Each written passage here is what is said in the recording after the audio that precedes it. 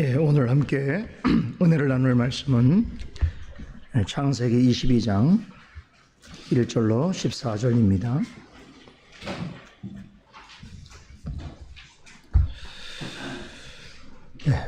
봉독해 드리겠습니다. 그 일 후에 하나님이 아브라함을 시험하시려고 그를 부르시되 아브라함아 하시니 그가 가로되 내가 여기 있나이다. 여호와께서 가라사대 내 아들 내 사랑하는 독자 이삭을 데리고 모리아 땅으로 가서 내가 내게 지시하는 한 산 거기서 그를 번제로 드리라.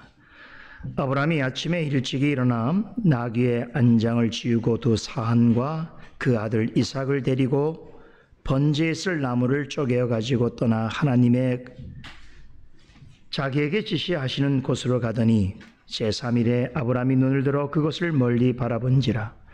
이에 아브라함이 사한에게 이르되 너희는 나귀와 함께 여기서 기다리라. 내가 아이와 함께 저기 가서 경배하고 너희에게로 돌아오리라 하고 아브라함이 이에 번제 나무를 취하여 그 아들 이삭에게 지우고 자기는 불과 칼을 손에 들고 두 사람이 동행하더니 이삭이 그 아비 아브라함에게 말하여 가로되 내 아버지여 하니 그가 가로되 내 아들아 내가 여기 있노라. 이삭이 가로되 불과 나무는 있거니와 번제할 어린 양은 어디 있나이까. 아브라함이 가로되 아들아 번제할 어린 양은 하나님이 자기를 위하여 친히 준비하시리라 하고 두 사람이 함께 나아가서 하나님이 그에게 지시하신 곳에 이른지라. 이에 아브라함이 그곳에 단을 쌓고 나무를 버려놓고 그 아들 이삭을 결박하여 단 나무 위에 놓고 손을 내밀어 칼을 잡고 그 아들을 잡으려 하더니 여호와의 사자가 하늘에서부터 그를 불러 가라사대 아브라함아 아브라함아 하시는지라. 아브라함이 가로되 내가 여기 있나이다 하매 사자가 가라사대 그 아이에게 내 손을 대지 말라. 아무 일도 그에게 하지 말라. 내가 내 아들 내 독자라도 내게 아끼지 아니하였으니 내가 이제야 내가 하나님을 경외하는 줄을 아노라. 아브라함이 눈을 들어 살펴본즉 한 수양이 뒤에 있는데 뿔이 수풀에 걸렸는지라. 아브라함이 가서 그 수양을 가져다가 아들을 대신하여 번제로 드렸더라. 아브라함이 그 땅 이름을 여호와 이레라 하였으므로 오늘까지 사람들이 이르기를 여호와의 산에서 준비되리라 하더라. 아멘. 지난 주간에 저의 목회 일정에 대해서 듣지 못한 몇 분이 연락을 주셔서 궁금해한 까닭에 먼저 이 자리를 빌어서 소식을 전합니다. 목회 휴가를 마치고 2주 만에 여러분을 다시 뵙게 됩니다. 계속해서 창세기 강의를 이어가도록 하겠습니다. 오늘은 지난 2주 전에 강설 시간에 약속드린 내용을 전해드리고자 합니다. 지난 강설 때 창세기 22장에 나오는 아브라함이 아들 이삭을 제물로 바치는 사건은 창세기뿐만 아니라 성경 전체를 통틀어서 매우 중요한 본문이다 말씀드렸습니다. 어쩌면 창세기 21장에 언급된 이삭의 탄생에 관한 내용보다도 영적으로 보자면 더 풍성하고 확실한 의미가 내포되어 있다라고 할 수 있습니다.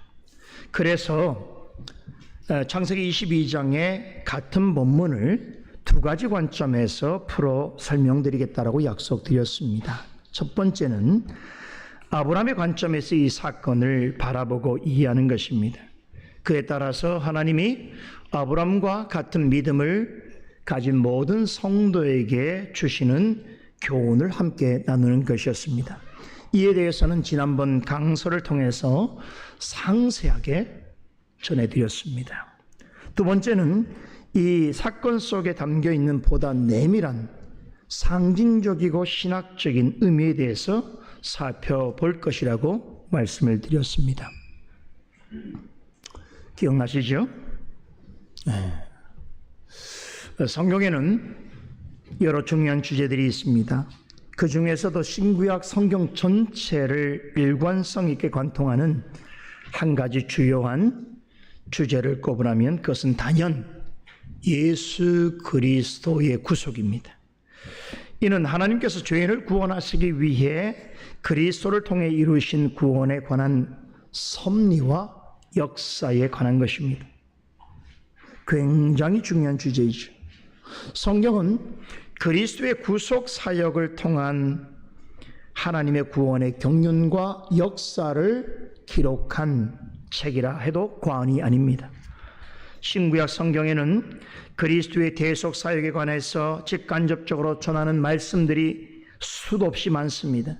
그리스도의 구속에 대해서 직접적으로 증거하고 있는 신약 성경은 물론 이거니와 그리스도께서 성육신 하시기 한참 전에 기록된 구약 성경에도 많이 언급되어 있습니다. 다만 구약 성경에서는 이 주제와 관련해서 대부분은 장차 나타날 일에 대한 약속과 예표의 방식으로 기록되어 있습니다. 지난번과 오늘 연속해서 살펴보게 되는 창세기 22장의 본문은 지금까지 창세기에서 전해진 그 어떤 약속과 예표의 말씀보다도 그리스도의 대속 사역을 매우 극적으로 그리고 분명하게 증거해 주고 있습니다. 그리스도와 그분의 대속 사역은 신구약 성경의 가장 공통적인 주제이며 성경을 푸는 중요한 핵심적인 열쇠입니다. 말씀드린 대로 구약 성경은 이것을 주로 약속과 예표 형태로 전하고 있습니다. 그렇기 때문에 우리는 그리스도인은 언제나 예수 그리스도의 빛 아래에서 구약을 읽고 이해해야 합니다. 또 구약 속에서 예수 그리스도를 발견할 수 있어야 합니다. 그리고 구약에서 증거되는 그분에 관한 말씀들을 통해서 그리스도를 통해 오늘 우리에게 주시는 영원한 진리의 내용을 믿고 받아들여야 하는 것입니다. 이처럼 예수 그리스도와 그분에 의한 대속 사역이 성경 전체를 일관되게 하는 통일된 주제가 맞다면 구약의 모든 이야기는 그리스도께서 이루실 십자가 대속을 향해 있다라고 말할 수 있습니다. 또한 신약은 성취된 그리스도의 대속에 관한 복음을 증거하고 있다라고도 평가할 수 있습니다. 이 부분은 성경을 올바르게 이해하는 데 있어서 매우 중요한 부분입니다. 오늘 저는 여러분과 함께 읽은 본문을 통해서 성경 전체의 가장 중심이 되는 이런 진리를 확인해 보려고 합니다. 아브라함이 그의 사랑하는 독자 이삭을 번제로 바친 사건은 외견적으로는 아브라함의 신앙에 대한 시험의 형태로 주어진 것으로 본문에 기록되어 있습니다만 그것은 표면적으로 그런 서술의 형태를 취하고 있을 뿐이지 그 속에는 너무나 깊고 중대한 진리가 감추어져 있습니다. 이삭이 번제로 드려진 이야기는 창세기는 물론이고 구약 성경 전체를 통틀어서 예수 그리스도와 그분에 의해 성취된 십자가 대속 사건을 가장 명료하게 드러내는 그리스도의 희생 모형이라고 하는 점에서 우리는 주목해 볼 점들이 많습니다. 오늘은 이 부분을 집중해서 여러분과 함께 살펴보려고 합니다. 아브라함이 이삭을 제물로 바친 사건이 어떤 점에서 예수 그리스도에 의해 성취된 대속 사역을 예표하는 모형으로서 제시되었는가? 흥미롭겠지요? 또한 대단히 중요한 부분입니다. 오늘 전해드리는 내용을 알지 못한다면 창세기 22장의 이야기는 한낱 동화 속에 나오는 옛 이야기 정도이거나 흥미롭지만 실제하지 않는 전설 같은 이야기로 취급받을 수 있습니다. 그래서 지난번에 여러분에게 전해드린 말씀 그리고 오늘 전해드리는 이 말씀을 여러분들이 이해해야만 창세기 22장에 언급된 이 유명한 이야기에 담겨있는 본의를 제대로 안다라고 말할 수 있는 것입니다. 바로 이 점을 염두하면서 오늘 여러분과 함께 말씀을 나눠보도록 하겠습니다. 다시 한번 강조해서 말씀을 드립니다. 하나님께서 이삭을 희생제물로 요구하신 일과 아브라함의 독자 이삭을 제물로 드려 한 이 사건은 철저하게 장차 있게 될 그리스도께서 십자가에서 이루실 대속 사역을 예표하고 있다는 것입니다. 여기에 대해서는 의심하면 안 됩니다. 성령께서는 이 점을 미리 알려주시기 위해서 모세로 하여금 이 사건을 하나에서 10가지 그리스도의 대속 사역과 관련해서 철저한 방식으로 기록하게 하셨습니다. 본문에 나오는 모든 이야기는 아주 작고 사소해 보이는 내용에서부터 누구나 확실하게 알 수 있는 대목에 이르기까지 내주하시는 성령의 빛 아래에서 이 사건을 대하는 사람이라면 그리스도와 그분의 대속적 죽으심과 부활을 생각하고 바라볼 수 있게끔 그렇게 구성되어 있습니다. 지금부터 과연 그러한가? 본문에 나타나는 그리스도의 대속을 예표하는 진술 그리고 그 특징들을 꼼꼼하게 살펴보도록 하십시다. 첫째, 아브라함을 시험하셨듯이 예수님도 시험 받으셨습니다. 1장 1절을 다시 22장 1절을 다시 봅니다. 그 이후에 하나님이 아브라함을 시험하시려고 그를 부르시되 아브라함아 하시니 그가 가로되 내가 여기 있나이다 라는 말씀으로 시작하지요. 자, 지난 강설 때에 오늘 본문에서 언급된 시험의 의미에 대해서 이미 설명드렸습니다. 이것은 죄로 이끌기 위한 속이거나 유혹하는 시험이 아니라고 했죠. 이런 시험은 사탄이 행하는 것입니다.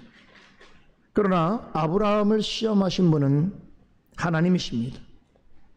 사탄은 사람을 유혹하고 파멸하기 위해서 시험하지만 하나님께서는 오히려 믿는 자를 더 강하게 하시고 성숙하게 하시기 위하여 시험하십니다. 하나님께서 주시는 시험은 연단을 통해서 하나님의 뜻에 보다 합당하며 하나님이 맡기신 이를 온전히 감당하는 그런 하나님의 사람으로서 빚어가도록 하는 일종의 신앙 훈련입니다. 그러기에 하나님께서는 이러한 시험을 당하는 자에게 그것을 감당할 만한 지식과 믿음을 함께 해주십니다.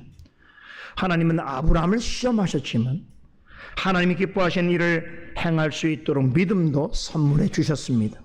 이 점에 관하여서 히브리서 11장 17절은 아브라함이 시험을 받았지만 믿음으로 이삭을 드렸다라고 진술합니다. 이 말씀에 따르면 하나님은 아브라함을 더 강하고 성숙하게 하시고 그에게 약속하신 것들을 이루시기 위해서 그를 시험하셨습니다. 그리고 아브라함은 이 시험을 하나님이 주신 믿음으로 감당했습니다. 왜 아브라함은 믿음으로 이 일을 행해야만 했는가? 여러분, 자신의 자식을 제물로 바친다는 것은 인간적으로는 또 이성적으로는 생각할 수 없는 일입니다. 오직 하나님을 믿고 따르는 믿음으로서만 행할 수 있습니다. 그런데 이 같은 일을 믿음으로 행하기 위해서는 신앙의 많은 단련과 훈련의 과정이 요구됩니다. 아브라함은 이 일이 있기 전까지 많은 시험을 겪었습니다. 아브라함의 삶의 여정은 갈대아 우르를 떠날 때부터 이삭을 제물로 드리기 전까지 시험의 연속이었습니다. 하나님의 말씀에 순종하여 고향 친척 아버지의 집을 떠났음에도 불구하고 갈수록 어려운 시험에 직면해야만 했습니다. 그런데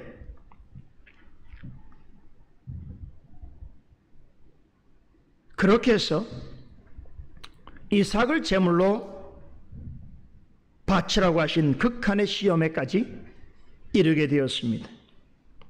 그런데 이때가 언제입니까? 시간적으로 보면 아브라함이 갈대아 우르를 떠난 지 최소한 25년 이상 지난 시점입니다. 그의 나이 100세가 된 상황입니다. 이 말은 지금까지 여정 속에서 그의 신앙이 가장 성숙한 단계에 이르렀을 때라는 뜻입니다. 이때 하나님께서는 아브라함으로 하여금 그동안 여러 시험을 통해서 갈고 닦은 믿음의 능력을 유감없이 발휘할 기회를 주셨습니다. 그때 아브라함에게는 이러한 믿음이 있었습니다. 말씀에 순종하여 독자 이삭을 바친다 할지라도 하나님께서 자신과 아들을 위해서 준비하신 일이 있을 것이며 설령 아들이 죽을지라도 다시 살려주실 것이라고 그는 믿었습니다. 이런 점에서 아브라함의 행위는 매우 신앙적일 뿐만 아니라 그 자체로 예수 그리스도의 삶을 모형화합니다. 그리스도는 하나님이 기뻐하시는 구속사역을 위하여 실로 많은 고난을 받으셨습니다. 예수님은 아담의 원죄를 지닌 인류를 죄와 사망에서 구원해내시기 위해서 사람의 말로는 다 표현할 수 없을 정도로 육체적으로 정신적으로 끔찍한 고난을 당하셨습니다. 사실상 하나님이신 분이 인간의 몸을 입고 이 땅에 오신 것 자체가 고난인 것입니다. 이사야 9장 6절에서는 우리를 죄에서 구원하시기 위해 사람의 몸을 입고 나실 한 아기, 약속하신 한 아들을 가리켜서 이렇게 묘사합니다. 그의 이름은 기묘자라 모사라 전능하신 하나님이라 영존하신 아버지라 평강의 왕이라고 부릅니다. 무슨 얘기입니까? 예수님은 본체상 하나님과 동등하십니다. 그런데 하나님이 사람의 몸을 취한다는 것은 하나님에게 있어서는 그 자체로 극한의 시험입니다. 고난입니다. 그리스도께서 세상에 오신 이를 신학 용어로 비하라고 부르는 이유가 여기 있습니다. 비하란 하나님이 스스로 자신을 비참의 지경까지 낮추셨다라고 하는 뜻입니다. 사람이 고통을 겪고 비참 가운데 거하게 된 것은 죄 때문입니다. 그런데 예수님은 죄가 없으십니다.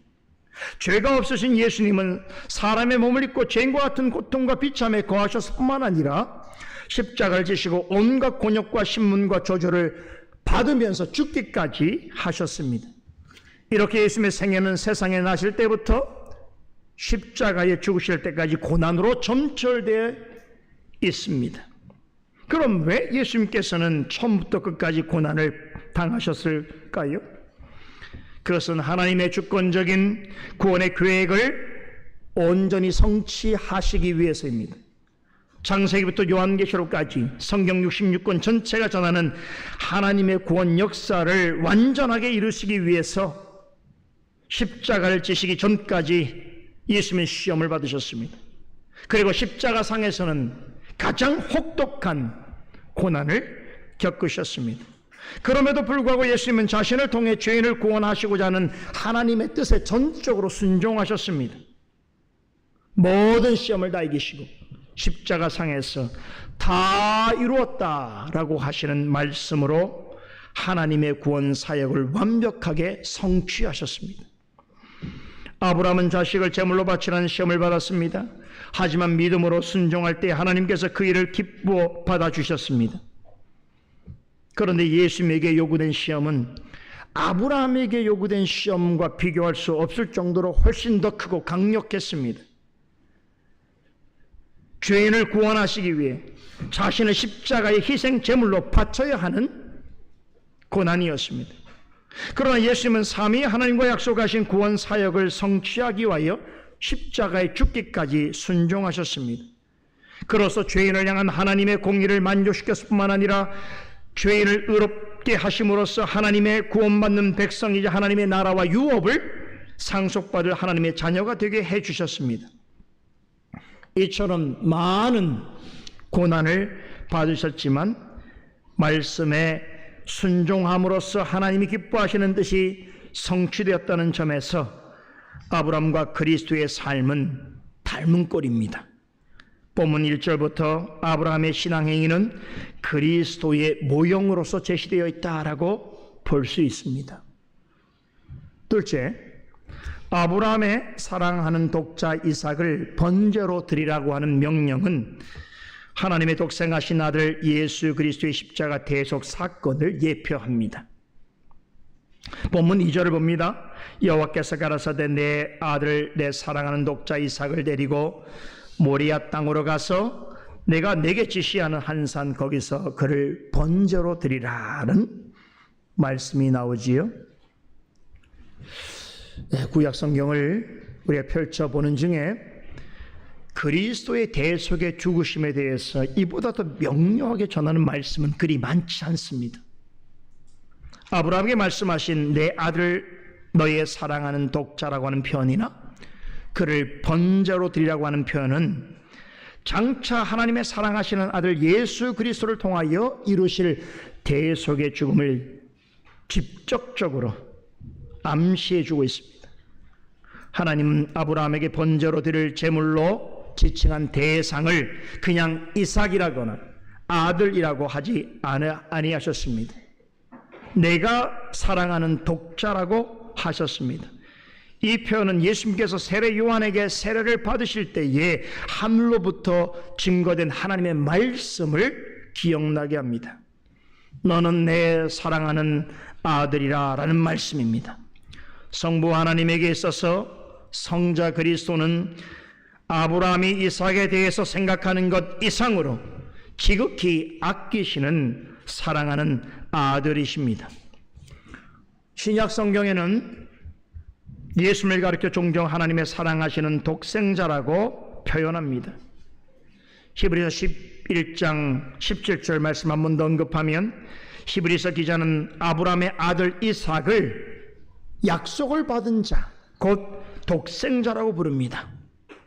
이삭은 아브라함에게 말씀하신 하나님의 약속을 성취할 자인데 하나님께서는 그런 아들을 번제로 드리라고 하셨습니다. 모순되지요? 너무 사랑하기 때문에 제물로 드리라는 것입니다. 이렇게 아브라함으로 하여금 사랑하는 아들 이삭을 희생 제물로 바치라고 하신 명령은 무엇을 예표하는 것이겠습니까? 장차 있게 될 하나님의 사랑하는 독생자이신 예수 그리스도의 십자가 죽음, 그것을 예표하는 것이 분명합니다.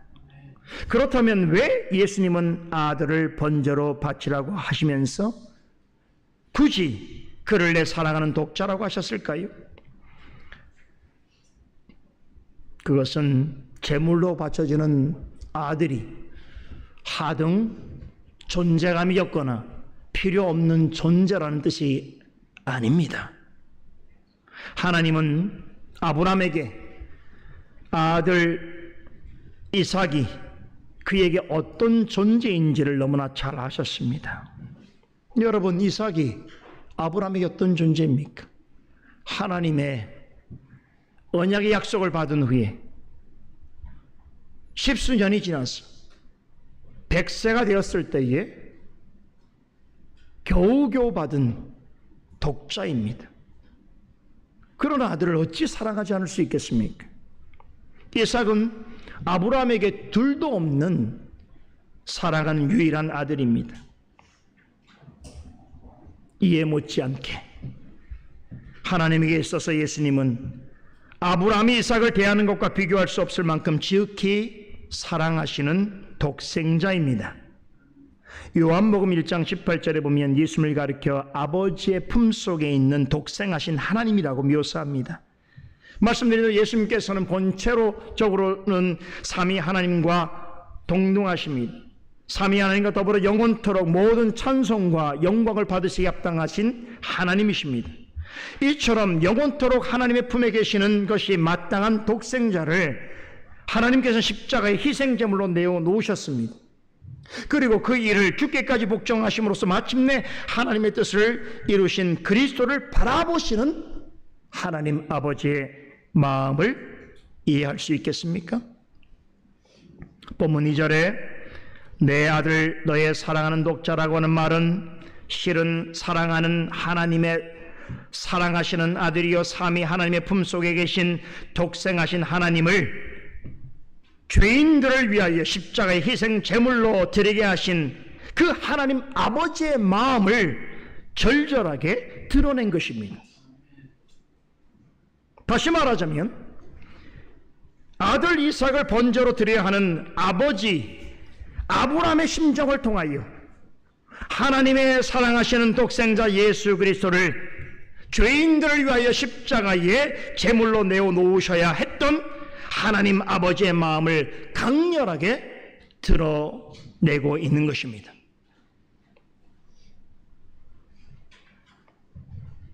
여러분, 무수히 많은 죄인을 구원하기 위해서 자신의 사랑하는 유일한 아들이자 본체상 독생하신 하나님을 희생 제물로 내어놓으셔야 하는 하나님 아버지의 마음을 우리가 어찌 다 헤아릴 수 있겠습니까마는 사랑하는 독자 아들을 번제로 드려야 하는 아브라함의 상황을 통해서 우리로 하여금 하나님 아버지 그 같은 마음을 조금이라도 생각할 수 있도록 하신 것입니다. 아울러 2절에서 한 가지 좀 더 주목할 내용이 있습니다. 하나님께서 아브라함에게 이삭을 번제로 드리라고 요구하신 곳이 어디입니까? 가라고 하신 것은 모리아 땅입니다만 번제는 그 땅 어느 한 산에서 드리라고 지정하셨습니다. 본문 14절은 아브라함이 이삭을 제물로 바치려 했던 그 산을 여호와의 산이라고 합니다. 이 산은 모리아 땅에 있는 많은 산들 가운데 하나님이 특별히 지정해 주신 한 산입니다. 여러분, 훗날 이 산에서 무슨 일이 일어난 줄 아세요? 놀라지 마십시오.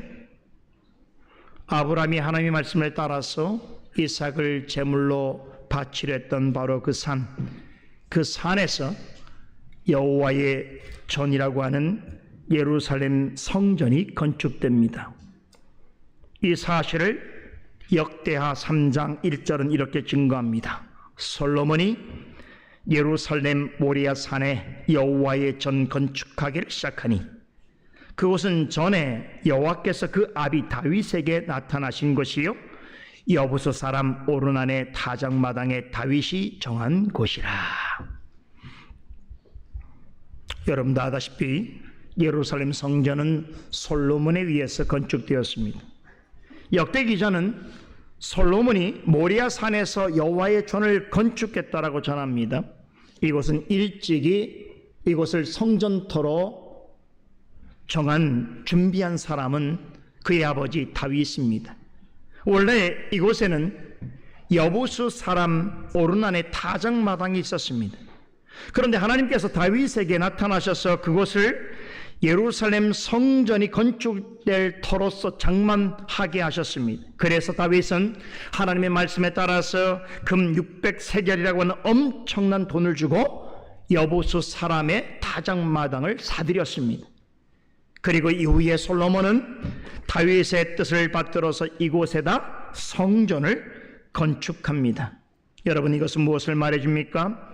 하나님께서 아브라함에게 모리아 땅에 있는 한 산을 지정하시면서 거기서 이삭을 번제로 드리라고 하신 것은 장차 예수 그리스도를 표상하는 예루살렘 성전이 거기에 세워질 것을 내다보시고 하신 말씀이다, 이런 뜻입니다.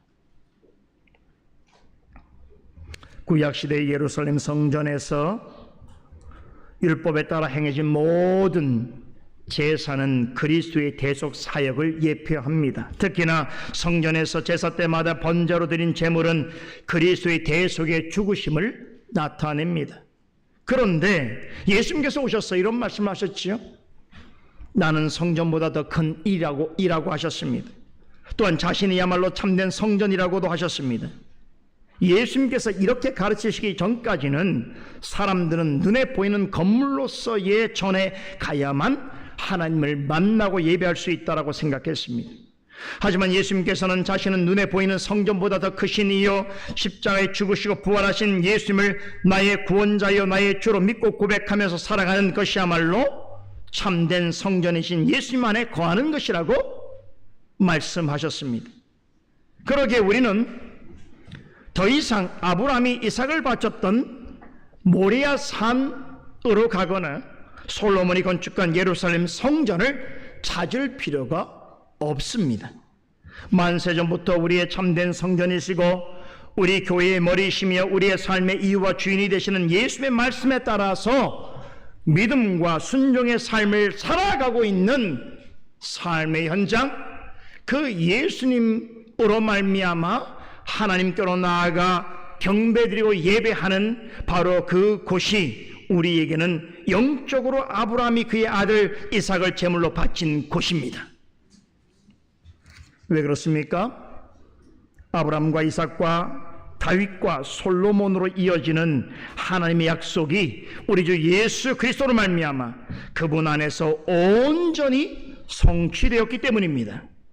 그래서 우리는 오늘같이 거룩한 하나님의 날에 사마리아 여인에게 말씀하신 것 같이 예루살렘이나 사마리아와 같이 어떤 특정한 장소가 아니라 그리스도로 말미암아 자기에게 예배하는 자들을 찾으시는 하나님께로 나아가서 그리스도 안에서 신령과 진정으로 예배할 수 있게 된 것입니다. 믿으십니까? 셋째, 아브라함이 즉각 순종하여 제물을 따로 구별한 일은 희생 제물로 구별되신 그리스도와 그분의 능동적이고 적극적인 순종의 모습을 예표합니다.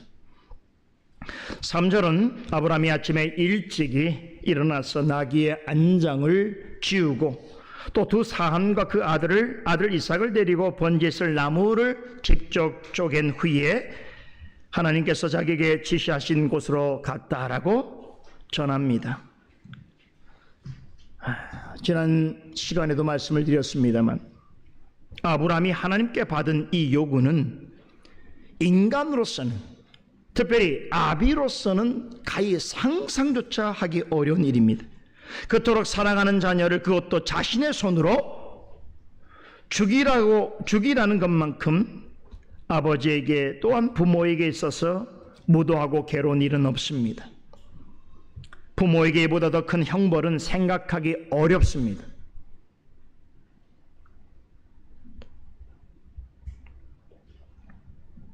그런데도 아브라함은 하나님의 명령에 즉각적으로 순종합니다. 이 명령을 받은 다음 날 일찍이 일어나서 이른 시간부터 번제를 드리기 위해서 먼 길을 떠날 준비를 합니다. 우리는 이 모습에서 예수님께서 십자가를 지시기에 행하신 일들을 바라보게 됩니다. 예수님께서도 십자가 죽음 앞에서 아브라함처럼 행동하셨습니다. 비록 인간적으로는 죄 없는 하나님이 십자가에 죽는 차명을 당할 이유는 없지만, 이것은 이해할 수 없는 일이지만 아브라함이 하나님의 명령과 뜻에 즉각적으로 순종하였듯이 우리 예수님께서도 그보다 더한 일에 죽기까지 순종하셨습니다. 아브라함이 하나님을 믿고 신뢰하는 믿음을 아들 이삭을 번제로 드리는 행위로 드러내었듯이 죄 없으신 예수님도 하나님이 주신 믿음으로 온몸을 십자가에 못 박아 죽게 하는 일에 기꺼이 자신을 드리셨습니다. 이렇게 아브라함과 예수님의 모습은 한 장의 그림처럼 그대로 포개어집니다. 본문 3절과 4절을 다시 봅니다. 아브라함은 그날 아침 일찍 일어나서 나귀의 안장을 올리고 두 종과 아들 이삭을 데리고 번제에 쓸 나무를 직접 쪼개 싣고는 하나님이 지시할 땅으로 향하여 나섭니다. 3일 만에 그곳에 도착합니다. 하나님은 아브라함으로 하여금 이삭을 제단에 드리기 사흘 전에 그를 구별해 놓게 하셨습니다. 아브라함의 입장에서 이삭은 하나님이 요구하시는 제물이었습니다. 아브라함은 하나님의 명령에 따라서 이삭을 번제로 드릴 제물로 구별하였습니다. 우리는 이 모형 속에서 하나님께서 우리를 죄와 사망에서 건져내시기 위해 당신의 사랑하신 독생자를 십자가 제단에 바칠 희생 제물로 따로 구별해 두신 섭리를 발견하게 됩니다. 여기에 한 가지 확실한 것은 아브라함의 아들 이삭의 희생은 하나님의 독생자 예수 그리스도의 희생의 모형이라는 것입니다. 하나님께서 아브라함을 통해서 아들 이삭을 번제로 드리라고 명하신 것은 장차 오실 예수 그리스도가 십자가에 못 박혀 죽으심으로써 하나님께서 아브라함과 이삭에게 말씀하신 대속의 역사를 이루실 일에 대한 약속이었던 것입니다. 하나님은 아브라함에게 아들 이삭을 따로 구별해 두게 하셨던 것처럼 이 약속을 온전히 이루시기 위하여 창세 전부터 예수 그리스도를 죄인들을 저희 죄에서 구원할 유일한 희생제물로 따로 구별해 놓으셨습니다. 이 사실에 대하여 베드로전서 1장 20절은 우리의 희생 제물이 되신 그리스도를 가리켜서 이렇게 표현합니다. 창세 전부터 미리 알림 바 된 흠없고 점없는 어린 양이라. 놀랍죠. 그리고 요한계시록 1장 8절은 창세로부터 죽임당한 어린 양이라고 예수님을 설명합니다. 예수님은 창세 전부터 우리를 위하여 십자가의 희생제물로 드려질 어린 양으로서 하나님 앞에 이미 준비되었다는 뜻입니다. 하나님은 이 일을 그리스도가 세상에 오시기 2000년 전에 아브라함이 이삭을 제물로 바치는 사건을 통해서 말씀으로 계시하셨습니다. 이처럼 본문에서 아브라함이 번제로 드릴 이삭을 3일 전부터 구별해 놓은 일은 창세전부터 그리스도를 죄인을 구원할 유일한 희생제물로서 구별해 두신 하나님의 뜻을 선제적으로 전하여 주고 있습니다. 넷째, 아브라함이 3일 만에 도착한 모리아 산으로 이삭을 데리고 가서 번제를 드리기 전에 종들에게 우리가 너희에게로 다시 돌아오리라 라고 한 말은 그리스도의 죽으심과 부활을 예표합니다. 우선 여기서 모리아산이라고 하는 장소 그리고 3일이라고 하는 숫자를 주목해 볼 필요가 있습니다. 앞서 설명드린 대로 훗날 이 모리아산에 예루살렘 성전이 세워집니다. 그리고 이 산 언저리에 있는 갈보리 언덕 위에서 예수님께서 십자가에 못 박히십니다. 예수님은 십자가에 달려서 마지막 숨을 거두시기 전에 3시간 동안 온 세상은 캄캄한 어둠 속에 있었습니다. 이 시간 동안 사람들은 마치 산 밑에 있던 아브라함의 종들이 하나님이 명하신 이삭을 번제로 드리라고 하신 산 위에서 일어난 일들을 보지 못했던 것처럼 십자가상에서 오직 하나님 아버지와 그 아들 예수 그리스도 사이에 나누셨던 은밀한 언약에 관한 이야기에 대해서는 아무도 듣고 볼 수 없도록 하셨습니다. 그리고 마침내 예수님은 하나님이 약속된 시간에 십자가상에서 큰 소리로 다 이루었다, 내 영혼을 아버지의 손에 부탁하나이다 라고 외치시고는 숨을 거두셨습니다. 그러나 십자가에 못 박히신 지 3일 만에 다시 살아나셨습니다. 그러니까 본문에 아브라함에게 말씀하신 모리아산이라고 하는 장소와 3이라고 하는 숫자는 2000년 후에 갈보리 언덕에서 십자가에 못 박히시고는 3일 후에 살아나실 예수 그리스도의 죽으심과 부활을 예고한 것입니다.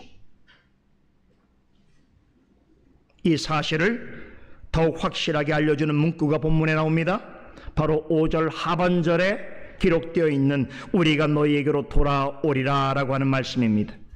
이 말씀은 아브라함이 이삭을 번제로 드릴 때에 그가 오직 믿음으로 행하였다는 것을 강력하게 시사해 주고 있습니다.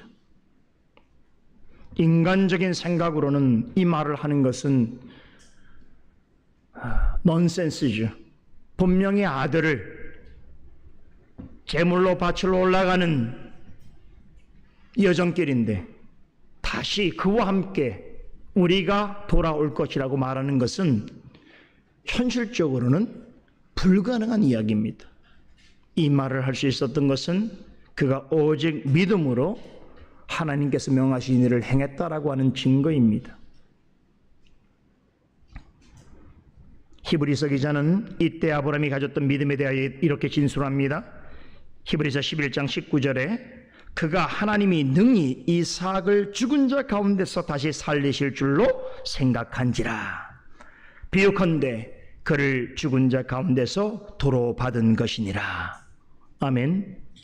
아브라함은 이삭을 바칠 때에 하나님께서 그를 죽은 자 가운데서 능히 다시 살리실 줄을 믿었다는 것입니다. 아브라함이 이삭에 대해서 가졌던 믿음, 바로 이 믿음이 부활신앙입니다. 이런 부활신앙이 있었기 때문에 아비로서 인간적으로 감당할 수 없는 명령을 받고도 담대하게 아들 이삭을 데리고 산으로 올라갈 수 있었던 것입니다. 그리고 하나님의 뜻에 순종하여 사랑하는 아들을 번제로 드리려 했던 것입니다. 본문에 이삭을 번제로 드리라는 표현이 예수 그리스도의 십자가 죽으심에 관한 예표라면, 우리가 너희에게로 돌아오리라고 하는 이 말씀은 예수님의 부활과 이것을 믿는 성도들의 부활 신앙을 예표하고 있습니다. 부활 신앙은 기독교 신앙의 핵심 중의 핵심입니다. 사도 바울이 전했듯이 만일에 부활이 없다면 그리스도를 믿는 것이나 사도들이 증거한 모든 것들은 다 헛것이 됩니다.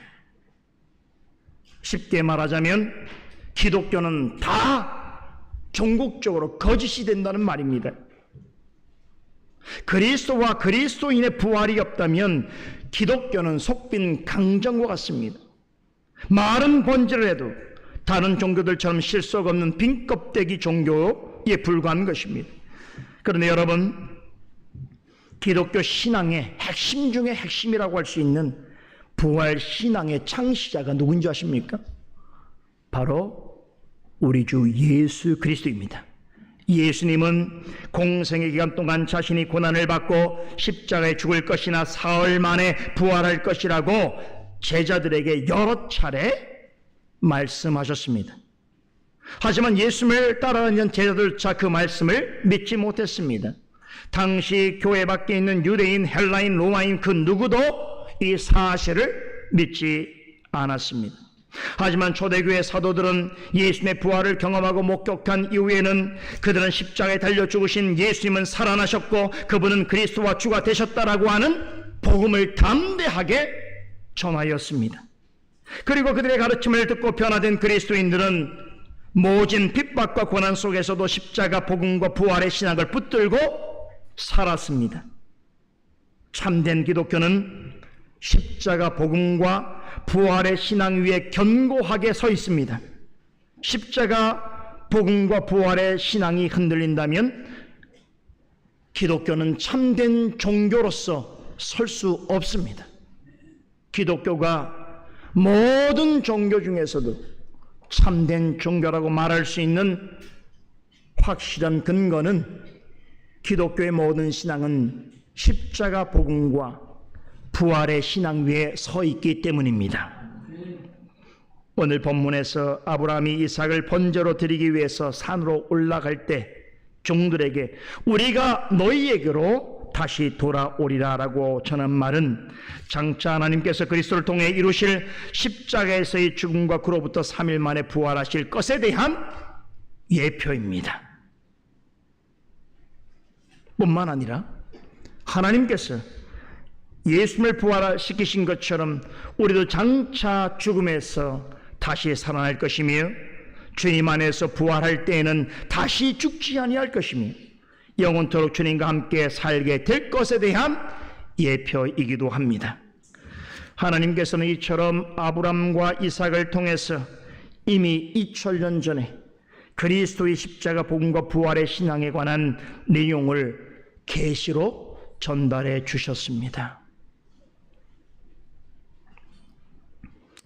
다섯째, 아브라함이 번제나무를 이삭에게 지우고 자기는 불과 칼을 손에 들고 나아간 것은 이 또한 그리스도의 대속 사역의 한 장면을 예표합니다. 여기서 번제 드릴 나무를 짊어지고 산에 오르는 이삭의 모습을 생각해 보세요. 누구를 연상하게 되어집니까? 두말할 나위 없이 손수 십자가를 짊어지시고 골고다 언덕을 오르신 그리스도의 모습을 나타내고 있습니다. 그렇다면 아브라함이 손에 들고 간 불과 칼은 무엇을 의미하는 것인가? 그것은 하나님의 공의로운 심판입니다. 우리는 이미 소돔과 고모라가 멸망당한 사건을 통해서 이 사실을 여실히 확인해 보았습니다. 소돔과 고모라에 내린 불과 유황은 죄인들을 향한 하나님의 준엄한 심판을 상징합니다. 여러분, 아브라함의 손에 들린 이 불은 무엇을 위한 용도로 사용될 것이었겠습니까? 번제드릴 나무와 제물에 불을 붙이는 것이었습니다. 그런데 아브라함의 손에 들린 불을 결국 누가 받게 됩니까? 이삭이 아닙니다. 우리 예수님입니다. 모든 죄인을 향한 공의로우신 하나님의 심판의 불은 십자가 위에서 우리의 죄를 담당하신 그리스도의 몸에 떨어졌습니다. 그리스도는 십자가에서 모든 죄인을 향한 하나님의 불타오르는 무선 진노를 다 받아내셨습니다. 그렇다면 아브라함의 손에 들린 칼은 무엇을 의미하는가? 그것은 그리스도께서 십자가에서 당하신 고난과 고통을 상징합니다. 실제로 예수님은 머리에 가시관을 쓰셨고 온몸은 채찍에 맞았으며 양옆구리는 날카로운 창에 찔리셨습니다. 머리에서 발끝까지 붉은 피로 물드셨습니다. 일찍이 이사야 선지자는 우리가 받아야 하는 하나님의 심판을 우리 대신 받으실 예수님의 모습을, 그는 우리의 질고를 지고 우리의 슬픔을 당하셨으니 그는 우리를 대신하여 징벌을 받아 하나님께 맞아 고난을 당하셨다라고 증거합니다. 이사야서 53장 5절에서는 이렇게 증거합니다. 그가 찔림은 우리의 허물 때문이요 그가 상함은 우리의 죄악 때문이라. 그가 징계를 받음으로 우리는 평화를 누리고 그가 채찍에 맞음으로 우리는 나음을 받았도다. 아브라함이 젊은 아들에게 번제에 사용할 나무를 짊어지게 하고 자신은 불과 칼을 들고 산으로 오른 것은 결코 우연하게 일어난 일이 아닌 것입니다. 이것은 우리를 대신하여 하나님의 영원한 진노를 받으시고 죄와 사망의 권세로부터 우리를 구해내시기 위해서 친히 십자가를 지시고 골고다 언덕 위로 오르실 예수 그리스도를 가리키는, 예수 그리스도의 대속의 고난과 그 죽으심의 한 장면을 보여주는 한편의 진리의 예고편인 것입니다. 그 모습 자체는 보기에 너무나 슬프고 안타깝습니다.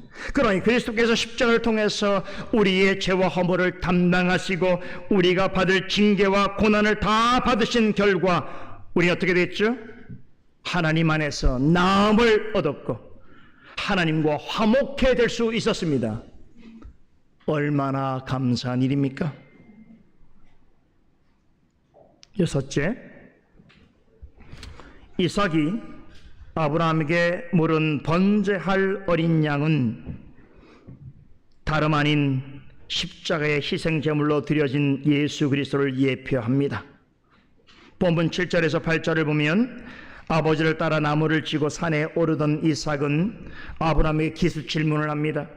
분명 불과 나무는 있는데 아버지, 번제할 어린 양은 어디 있습니까? 라고 묻습니다. 얼마나 당황스러운 질문이었겠습니까? 번제를 드리기 위해 필요한 나무와 불은 있는데 어린 양은 어디 있습니까?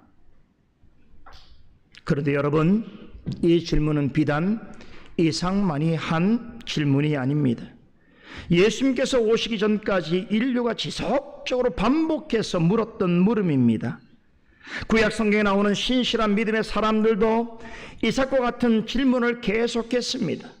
왜 그런가 하면 하나님께서는 죄를 없이 하기 위해 반드시 제물을 바쳐야 한다라고 말씀하셨음에도 불구하고 제단에 바친 짐승의 피로는 사람의 죄를 능히 없이 하지 못한다라고 하는 다소 모순되는 말씀을 계속하셨기 때문입니다. 그래서 믿음의 사람들조차 그렇다면 대체 사람의 죄를 대속해 줄 어린 양은 무엇이란 말입니까? 누구란 말입니까? 라고 묻게 되었던 것입니다. 이 질문은 이삭도 했고 모세도 했으며 다윗도 했습니다. 이사야를 비롯해서 구약의 여러 선자들도 이같이 수없이 물었습니다. 과연 사람의 죄를 능히 없이 하게 될 어린 양은 대체 어디에 있습니까? 모든 믿음의 사람들이 구약시대에 물었던 질문입니다. 그런데 여러분, 이삭과 구약의 모든 믿음의 사람들이 수없이 반복적으로 물었던 이 물음에 대한 정확한 답변이 언제 얻게 되어지는 줄 아십니까?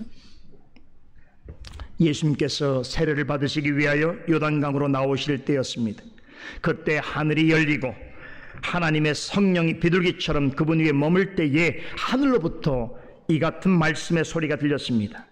이는 내 사랑하는 아들이요 내 기뻐하는 자라 하는 하나님의 음성이 들릴 때에 그 자리에 예수님의 오시는 길을 예비하기 위해서 보냄을 받은 특별한 한 선지자가 있었습니다. 누굽니까? 바로 세례 요한입니다. 놀랍게도 하나님께서는 그의 입술을 통해서 이삭 이후로 구약시대 내내 경건한 성도들이 묻고 물었던 하나님이 말씀하신 어린 양은 어디에 있습니까? 대체 그 어린 양은 누구입니까? 라고 하는 물음에 대하여 온전한 답을 주셨습니다. 세례 요한은 자신 앞으로 나와 세례를 받으시는 예수님을 향해서 성령에 감동되어 이렇게 선언했습니다. 보라! 세상 죄를 지고 가는 하나님의 어린 양이로다.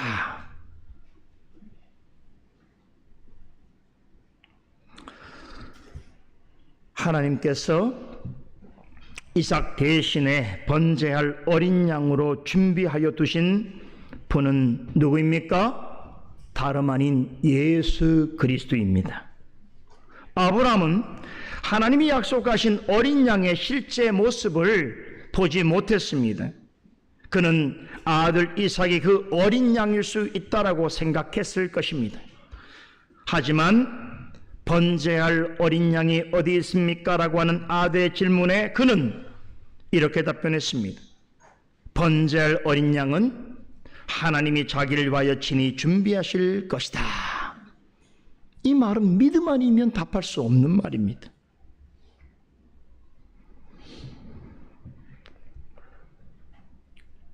오직 믿음으로서만 할 수 있는 답변입니다. 여기 아브라함의 답변 속에는 두 가지 의미가 담겨 있습니다. 하나는 하나님이 어린 양을 준비하셨다는 것이고, 다른 하나는 하나님이 그것은 친히 하나님이 자신을 위한 일이라는 것입니다. 하나님이 아브라함과 이삭과 우리 모두를 위하여 준비하신 어린 양이 누구에게 있습니까?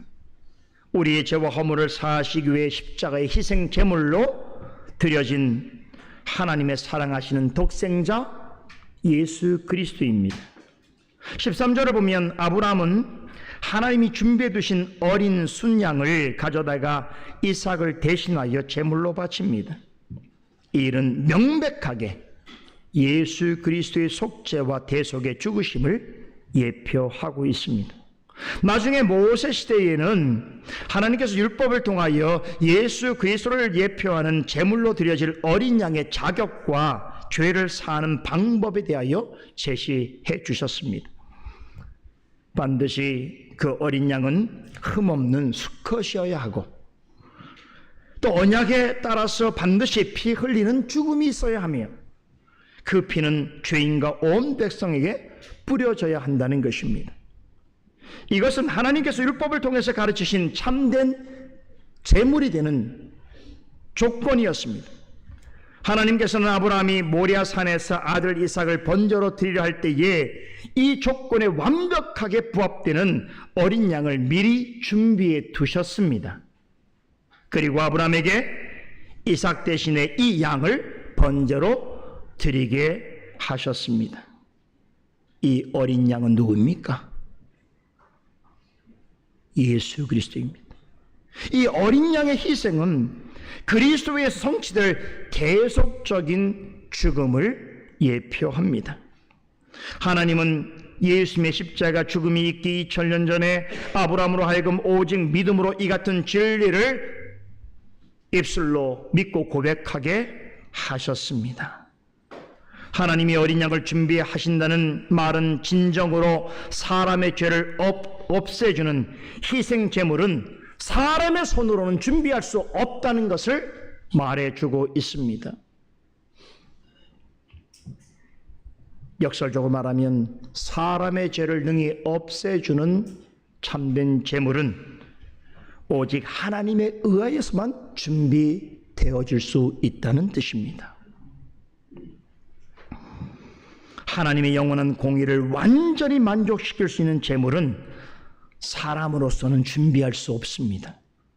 이것은 오직 하나님만이 하실 수 있는 일입니다. 하나님이 요구하시는 조건에 완전히 부합하는 제물은 그러므로 참된 하나님이시며 동시에 참된 사람인 예수 그리스도밖에 없습니다.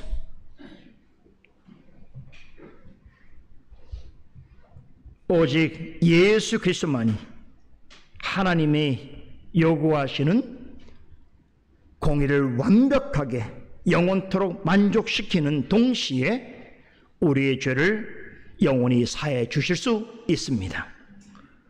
죄를 사하기 위한 희생 제물이 필요하다면 그것은 하나님 자신만이 준비할 수 있다는 것을 아브라함과 이삭의 대화를 통하여 우리에게 가르쳐 주십니다. 우리를 죄로부터 대속해 줄 영원한 어린 양은 예수 그리스도 외에는 없다는 사실을 예수님께서 이 땅에 오시기 2000년 전에 모리아 산에서 이루어진 아브라함과 이삭의 대화를 통하여 온 세계에 진리로서 명료히 드러내셨습니다.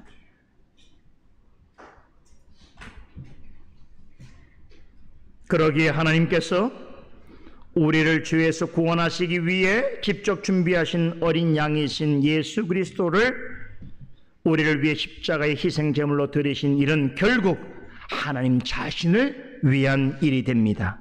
왜 그런가 하면 오직 이분을 통해서만 하나님의 신적인 공의와 거룩함의 요구가 만족될 수 있기 때문입니다. 그리스도께서 십자가에 죽으신 것은 분명 죄인들을 위한 것입니다. 그런데 그보다 먼저 알아야 할 것이 있습니다. 예수님의 죽으심은 그 이전에 하나님의 의로우심과 거룩하심을 나타내는 것이며 또한 하나님의 그러한 속성을 만족시키기 위한 유일무이한 죽음이었다는 사실입니다. 결국 하나님이 이삭을 대신하여 어린 양을 준비하신 일이나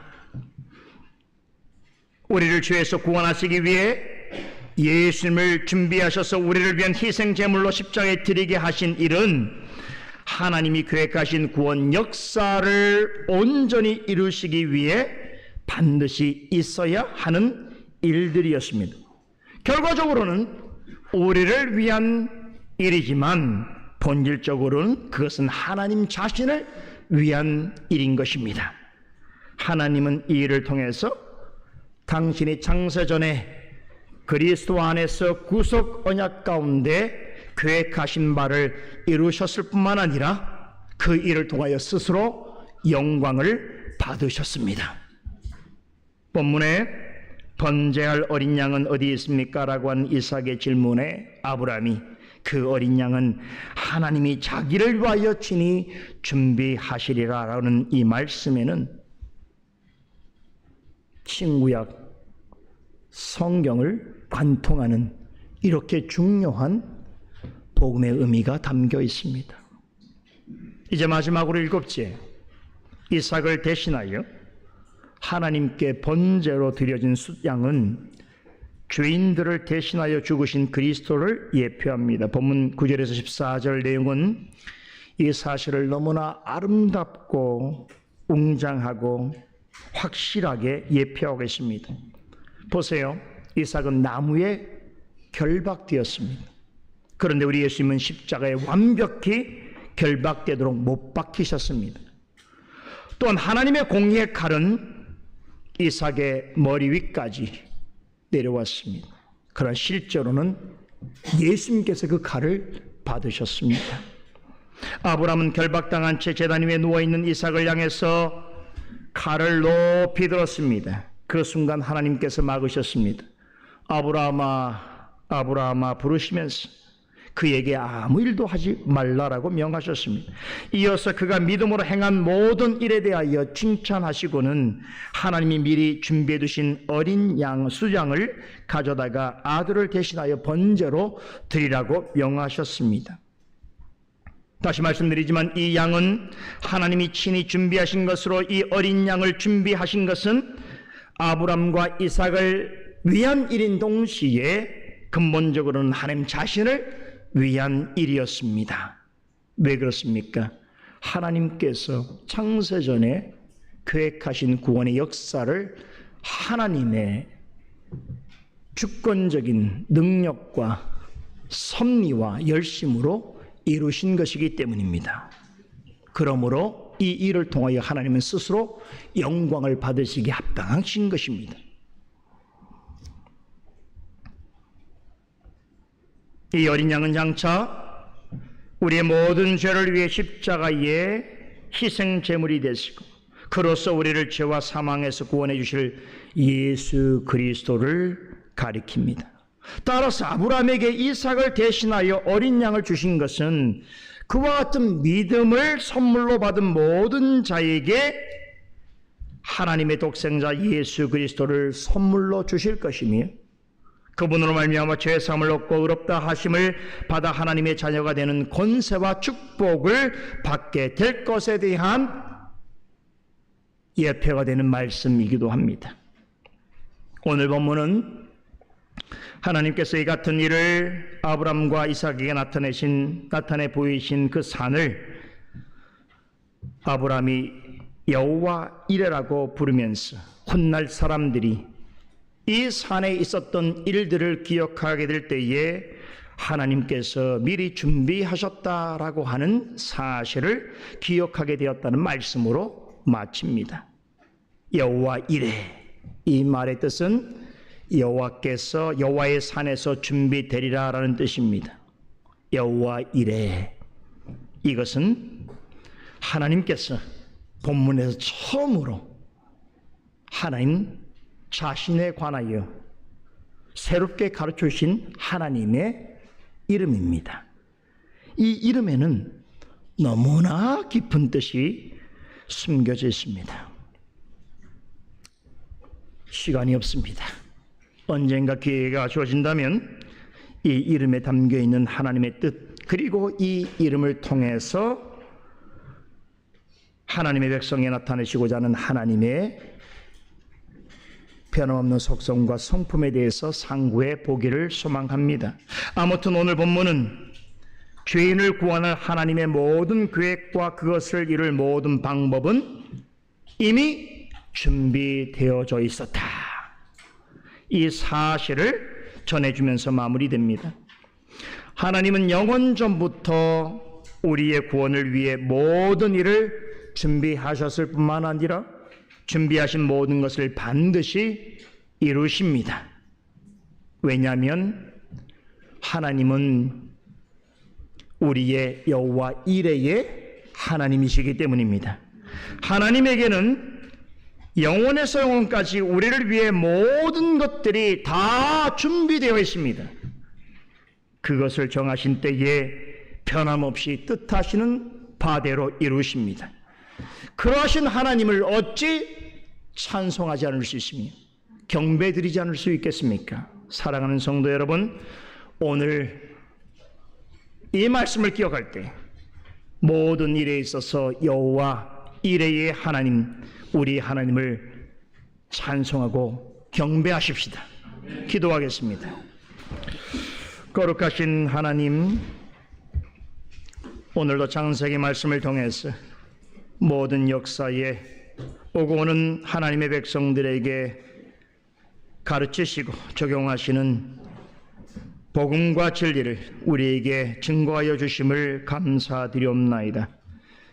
사람의 생각과 지식으로 감추어져 있는 하나님의 진리들을 온전한 말씀의 내용들을 통하여 밝히 드러내실 때에 우리가 하나님에 대하여 보다 명료한 지식을 가질 수 있게 하시고, 그런 하나님이 행하시는 모든 일들을 통하여 하나님께 찬송하고 경배드리며 영광 돌릴 수 있는 위치에 있게 하신 것을 감사드리옵나이다. 그 하나님께서 모든 일들을 계획하시고 준비하시고 하나님 뜻대로 이루실 줄 믿사오니, 그 하나님을 영원토록 찬송하고 경배하는 우리의 삶이 되게 하여 주시옵소서. 감사드리며 예수 그리스도 이름으로 기도드리옵나이다. 아멘.